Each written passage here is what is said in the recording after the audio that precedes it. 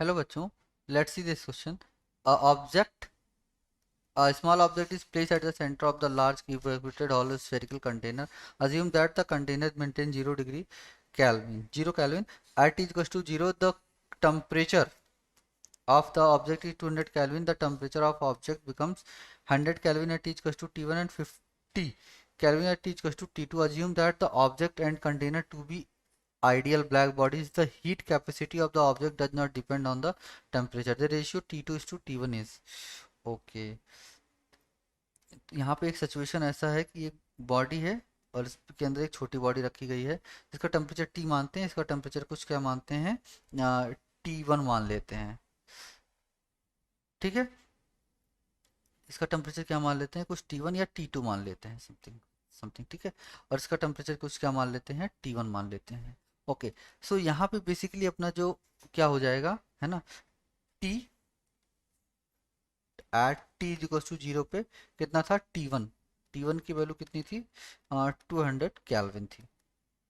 ठीक है, लेकिन अब यहाँ पे फिर बात किया जाए कि किस पे, T is equal to T1 पे इसका टेम्परेचर कितना था, T1 बराबर T1 बराबर था अपना 100 कैल्विन. और T is equal to T2 पे इसका जो टेम्परेचर था T1 वो कितना था, 50 कैल्विन.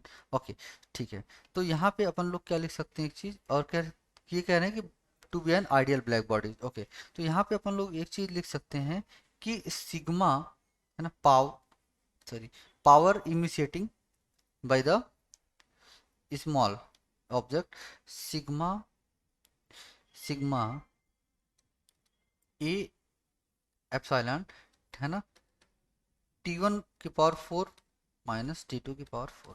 अच्छा, इनिशियली जो T2 है वो कितना है, 0 डिग्री है. इनिशियली जो T2 है वो 0 डिग्री है, तो इसको क्या कर देंगे, फैक्टर को 0 कर देंगे.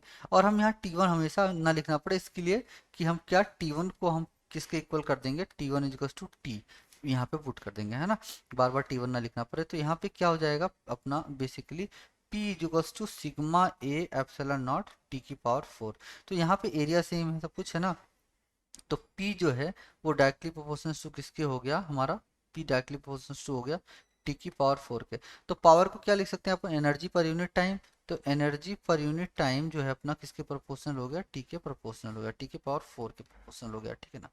तो यहाँ से अपन लोग क्या कह सकते हैं कि अपना जो T है ना, यानी कि T है 1/, कैपिटल T, यानी कि स्मॉल 1/स्मॉल t is directly proportional to किसके हो गया, T के पावर 4 हो गया. ठीक है ना.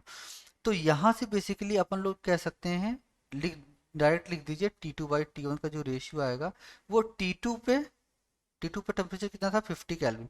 तो वो डिनोमिनेटर में जाएगा, T1 पे टेम्परेचर जो था वो किस में, न्यूमिनेटर में आएगा, यानी कि टेम्परेचर के इन्वर्स रेशियो में. तो ये 100 केल्विन और ये 50 केल्विन की raise to the power of 4. तो यहाँ पे जो ये आ जाएगा बेसिकली 100/50 दैट इज 2. तो T2/T1 का जो रेशियो आ जाएगा ना, T2/T1 का रेशियो आ जाएगा 2 की पावर 4 दैट इज 16. तो T2/T1 यहाँ पे कितना आ गया, T2/T1 इज नथिंग बट कितना, 16. ये इंटीजर टाइप क्वेश्चन था, सो 16 is the correct answer. So best of luck.